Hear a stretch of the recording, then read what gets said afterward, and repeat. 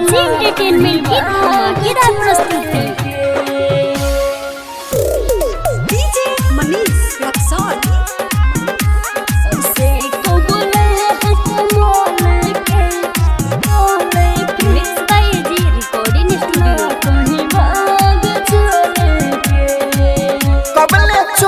छुपे ऐसे मिलल जाई दूरे होके भी तब न जियल जाई कबले चोरी छुपे ऐसे मिलल जाई दूरे होके भी तब न जियल जाई हाय दुनिया के हमनी तयग चल के ऐसे कबले हाथ माले के चलो कहीं भाग चले के ऐसे कबले हाथ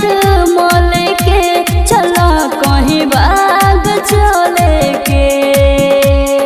mix by AG recording studio कहीं भाग चले के डीजे मनीष रक्सौल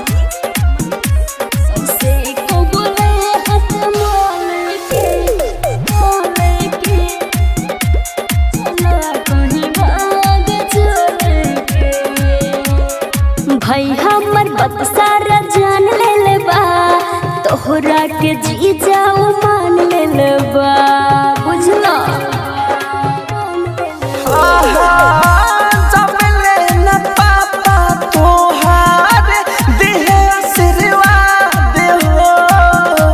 बोल कैसे उन करे हम बनम दामाद हो हकुल पर लगाई कैसे डग चल के ऐसे कबूले हाथ मोले के चलो कहीं भाग चले के ऐसे कबूले हाथ मोले के चलो कहीं भाग चले के आप सुन रहे हैं एजी एंटरटेनमेंट की धमाकेदार प्रस्तुति। डीजे मनीष रक्सौल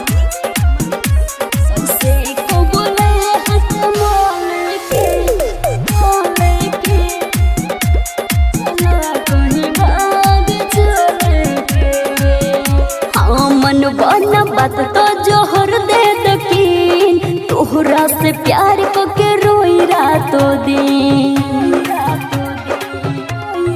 ए हो कृष्ण बसंत कहे राहुल राजधानी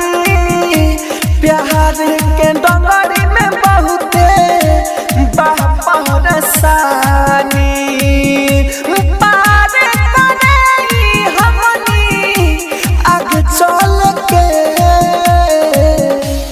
ऐसे कबूले हाथ मोले के चलो कहीं भाग चले के ऐसे कबूले